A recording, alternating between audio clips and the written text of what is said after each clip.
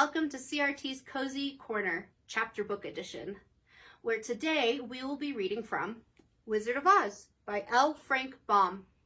If you would like to follow along with us, there is a digital copy of the ebook in the description below, or if you happen to have a copy, go ahead and grab it now. We will be starting with Chapter 1. Chapter 1, The Cyclone.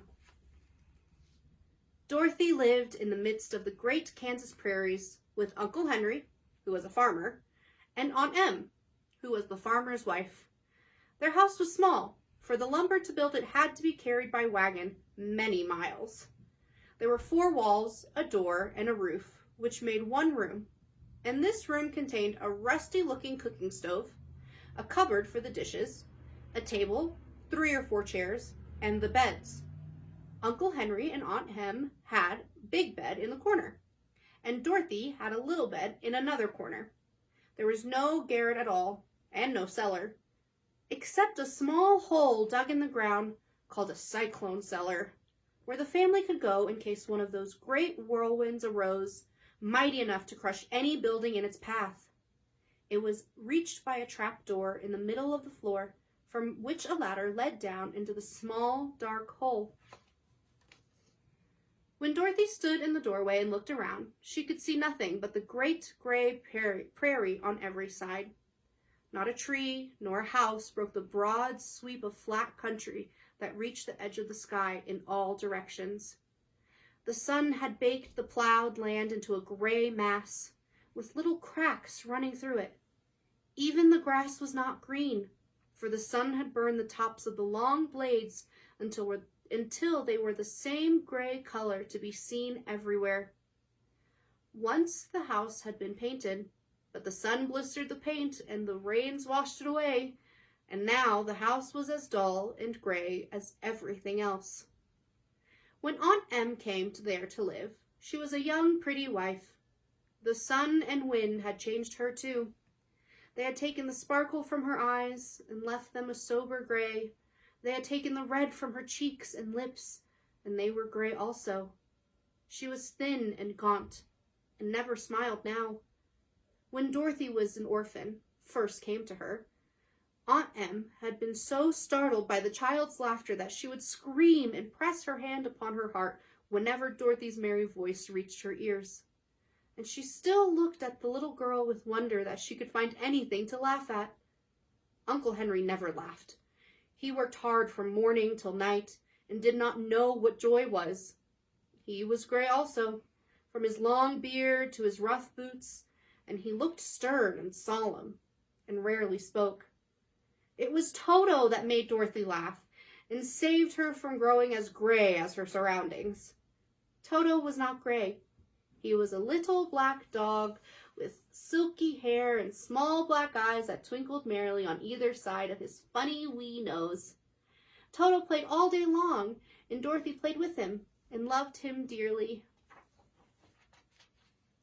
Today, however, they were not playing. Uncle Henry sat upon the doorstep and looked anxiously at the sky, which was even grayer than usual. Dorothy stood in the door with Toto in her arms and looked at the sky too. Aunt Em was washing the dishes. From the far north they heard a low wail of the wind, and Uncle Henry and Dorothy could see where the long grass bowed in waves before the coming storm. There now came a sharp whistling in the air from the south, and as they turned their eyes that way they saw ripples in grass coming from the direction also. Suddenly, Uncle Henry stood up. "There's a cyclone comin', Em," he called to his wife. "I'll go look after the stock." Then he ran towards the sheds where the cows and the horses were kept. Aunt Em dropped her work and came to the door. One glance told her of the danger close at hand. "Quick, Dorothy!" she screamed. "Run for the cellar!" Toto jumped out of Dorothy's arms and hid under the bed, and the girls started to get him. Aunt Em, badly frightened, threw open the trap door in the floor and climbed down the ladder into the small, dark hole. Dorothy caught Toto at last and started to follow her aunt. When she was halfway across the room, there came a great shriek from the wind, and the house shook so hard that she lost her footing and sat down suddenly upon the floor. A strange thing then happened. The house whirled around 2 or 3 times and rose slowly through the air. Dorothy felt as if she were going up in a balloon. The north and south winds met where the house stood and made it the exact center of the cyclone. In the middle of a cyclone, in the air is generally still, but the great pressure of the wind on every side of the house raised it up higher and higher until it was at the very top of the cyclone, and there it remained and was carried miles and miles away, as easily as you could carry a feather. It was dark, and the wind howled horribly around her, but Dorothy found she was riding quite easily. After the first few whirls around, and one other time that when the house tipped badly, she felt as if she were being rocked gently, like a baby in a cradle. Toto did not like it. He ran about the room, now here, now there, barking loudly. But Dorothy sat quiet, still on the floor, and waited to see what would happen. Once Toto got too near to the open trap door and fell in, and at first the little girl thought she had lost him, but soon she saw one of his ears sticking up through the hole. For the strong pressure of the air was keeping him up so that he could not fall. She crept to the hole, caught Toto by the ear, and dragged him into the room again, afterward closing the trapdoor so that no more accidents could happen.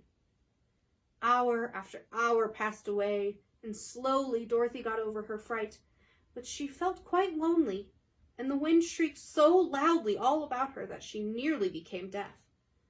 At first she had wondered if she would be dashed into pieces when the house fell again, but as the hours passed and nothing terrible happened, she stopped worrying and resolved to wait calmly and see what the future would bring. At last she crawled over the swaying floor to her bed and lay down upon it, and Toto followed and lay down beside her. In spite of the swaying of the house and the wailing of the wind, Dorothy soon closed her eyes and fell fast asleep. And that's the end of Chapter 1. Join us next time when we read Chapter 2, The Council with the Munchkins. See you soon!